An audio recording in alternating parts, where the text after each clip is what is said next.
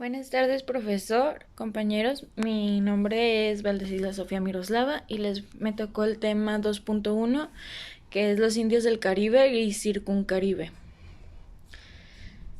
Bueno, ¿son los mismos los indios del Caribe y del circuncaribe? La verdad es que no.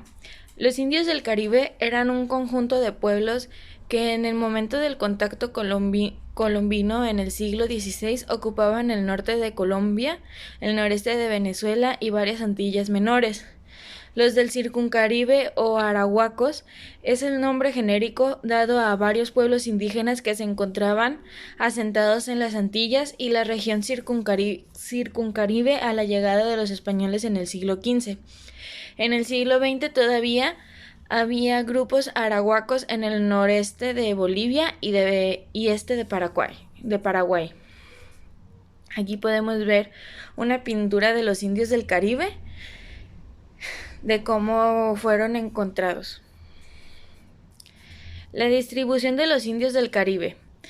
En la isla del Mar Caribe desaparecieron como etnia independiente a consecuencia de la colonización europea, pero en Venezuela, Brasil y las Guayanas continuaron dando lugares a los galibis modernos y otros pueblos. En las islas se dio el mestizaje con africanos en la isla de San Vicente, viven en la actualidad en Honduras. Los caribes de las Antillas Menores fueron uno de los primeros pueblos americanos que conocieron los europeos. Aquí podemos ver un mapa de la distribución de los indios del Caribe, que abarca desde toda la región de Brasil hasta las islas de arriba de Honduras. Estas son algunas de las etnias de los indios del Caribe y circuncaribe, que son los aborígenes cubanos, arahuacos, caribes, ciguayos, gaitanas, guanajatabeyes, los chontales, macoris, pueblos caliná, siboney, tainos y taironas.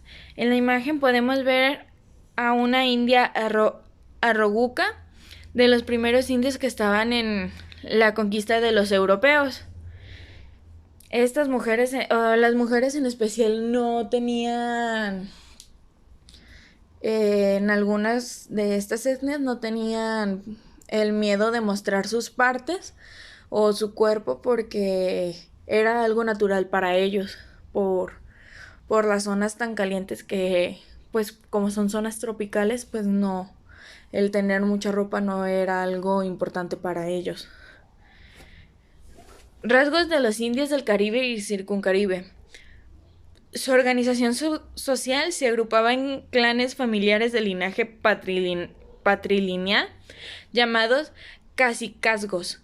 Sus baireques eran apartados y de cuidadosa construcción con materiales naturales, los cuales eran pilotes estructurales de madera, faldas protectoras a dos aguas elaboradas con la hoja de la palmera de la región, divisiones y paredes internas, esterilla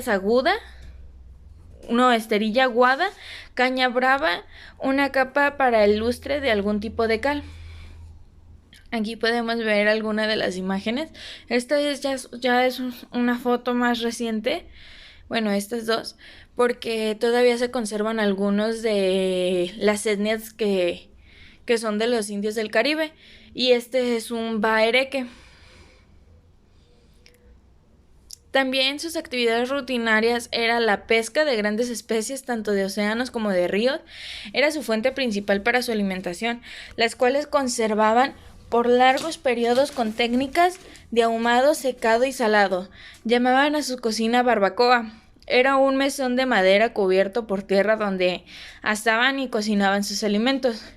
Su agricultura consistía en papa, arracacha, uchuva, maíz, yuca o mandioca, coca, tabaco, algodón, cacao, ají, achira, aguacate, distintos tipos de frijoles, guayama, guayaba y maguey. Y aquí tenemos algunas ilustraciones y una maqueta de la vida de los indios del Caribe. Actividad económica. En las Antillas los taínos cultivaban y obtenían diversas cosechas en el conuco, un montón grande que fue inventado sobre todo para la agricultura. Ellos también usaron sus barcos grandes estables lentos para comerciar con las tribus mesoamericanas, entre mexicas y mayas. Las mujeres visten trajes largos, anchos y de vivos colores que le cubren todo el cuerpo hasta los pies. Se pintan el rostro con anilinas vegetales, usan sandalias y por tradición arahuaca son extraordinarias tejedoras de hamacas, mochilas, cintillos y pellones. Esto también después lo siguieron usando para comerciar y son uno de sus rasgos más conocidos en estas culturas. Aquí se ven dos niñas de los indios del Caribe y Circuncaribe. Se desconoce la etnia a la cual pertenece. Pinturas corporales. La costumbre general de estas etnias en las regiones tropicales eran de no cubrir sus genitales y el uso de tintes vegetales y minerales para la creación de pinturas cosméticas. Además de proporcionar protección contra insectos, eran principalmente un distintivo de familia y de reconocimiento delante de otras etnias. Llevar el nombre familiar pintado en la cara. Estos utilizaban diseños estilados en tintes de color negro, donde representan el animal característico de su fama. El diseño más común en esta gente era del murciélago, el jaguar, araña y del mono. Y aquí podemos ver pinturas que se relacionan para estos significados. Uniones familiares. Practicaban la poligamia masculina por endogamia y exogamia, esta última con dimensiones antropológicas muy significativas relacionadas íntimamente con el carácter expansionista. Seguía la exogamia en estos casos de uniones consentidas, patrones matrilineales y patrilineales de acuerdo con los arreglos pactados por la familia. En las uniones no consentidas se lograba con el sacrificio de total de varones, dejando en condiciones aptas para la unión a las mujeres de la etnia sometida, asegurando de esta forma la transmisión de material genético de manera patrilineal. ¿Qué significa patrilineal?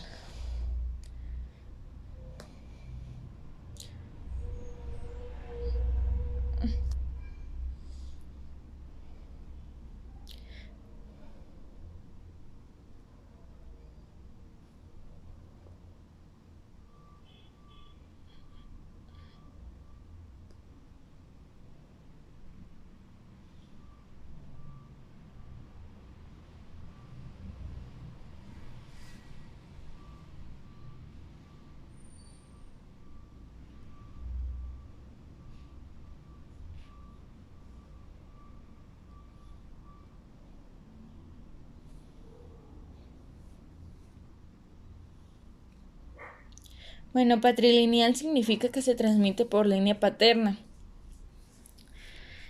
Y de hecho, un dato curioso es que cuando llega Colón a las Antillas, él menciona y pone en sus estudios que estos indios practicaban la